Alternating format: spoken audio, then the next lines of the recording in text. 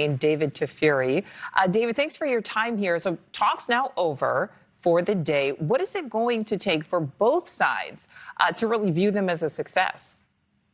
Well, that was a great presentation by your correspondent, Joe Khalil, and I particularly liked that you guys listed on the screen the bullet points of what the U.S. is requesting. We didn't know that a few days ago, so that gives us some more details about what the U.S. is demanding. I think if Iran agreed to each of those things, then that would be enough for the U.S. potentially to do a deal. And this is a better deal than President Obama got in 2015 with the JCPOA, especially because there's no sunset clause, there's zero enrichment. There's also, I would note, the last bullet point is important, which is Iran doesn't get lifting of all sanctions right away. The sanctions lifting would happen very gradually and only if Iran was compliant.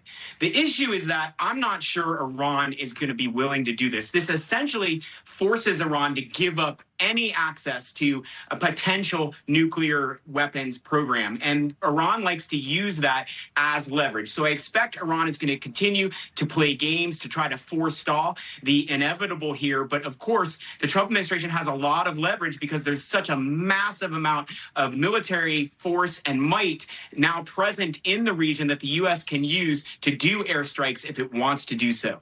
All right, so, David, we have seen this repeated back and forth when it comes to threats from both nations. I'd like to listen to what we heard from the president during Tuesday's State of the Union address.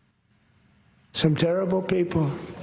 They've already developed missiles that can threaten Europe and our bases overseas, and they're working to build missiles that will soon reach the United States of America. We are in negotiations with them. They want to make a deal, but we haven't heard those secret words. We will never have a nuclear weapon. All right, so David, this is a question that has a lot of people scratching their heads. America was told that last summer's strike on Iran totally obliterated their nuclear capabilities. So how can both things be true here if they, are close to possibly building some type of weapon? Right. I think the Trump administration deserves, a lot of credit for doing those airstrikes in June because they did set back the nuclear program. But the Trump administration probably oversold the impact and results because soon after there were intelligence reports that suggested that some of its capability was still remaining. And we know that these nuclear facilities are deep underground, so even the best American weapons may not have completely destroyed them. So while the Trump administration hasn't admitted it, they probably were wrong when they said they've completely destroyed the nuclear program. But it doesn't mean it wasn't a worthwhile attack. And it also shows Iran that we might do an attack in the future. And what President Trump said in that clip from the State of the Union echoes what I just said, which is Iran still hasn't clearly said they're willing to give up their nuclear ambitions, nuclear weapons ambitions for good. Okay, so President Trump, you mentioned that 2015 Iran nuclear deal. President Trump withdrew from that. He said it was a disaster. You said that this deal would, in fact, be better than what former President Obama got in 2015. So my question for you, David, if Iran has either already rebuilt its program, or if our strikes less than 9 months ago were ineffective, do you think more potential U.S. strikes would be effective? Well, I'm not sure that any U.S. military strikes could completely destroy the Iran nuclear facilities because they're deep underground. But certainly the U.S. has the capacity to keep setting Iran back so much that they would never have nuclear weapons. And that should be the plan. That we don't prefer that. But if we have to use military might to ensure that Iran never gets a nuclear weapon. And what was great about the strikes in June is that demonstrated to Iran that this wasn't just talk by the U.S. And each presidential administration has said they might use military strikes to ensure Iran doesn't get nuclear weapons. But the Trump administration actually went through with it. And so Iran has to believe they might do airstrikes again.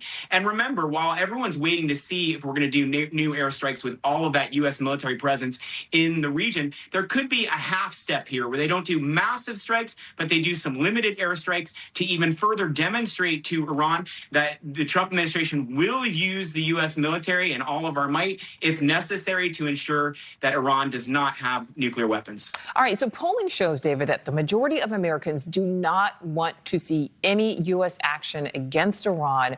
I'd like to listen to some of what Virginia Senator Mark Warner had to say earlier this week after he was briefed by the Secretary of State. I think it is incumbent upon the president to make the case of what our country's goals are, what our country's interests are, and how we're going to protect American interests in the region. All right, so David, there is a lot of fear that some type of action is inevitable here. Again, the majority of Americans don't want to see that happen, but what do you think is next? Well, Senator Mark Warner is the ranking member on the Intelligence Committee, so he has access to a lot of information that even most members of Congress do not have. And he makes a good point.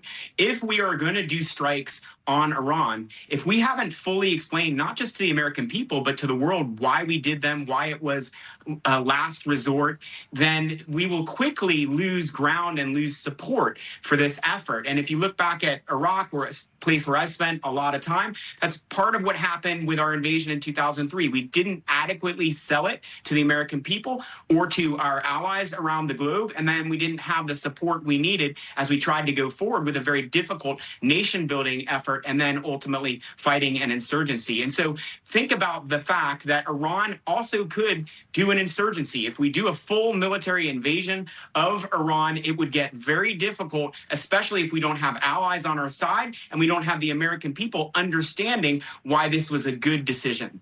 All right, David Tafuri, thank you.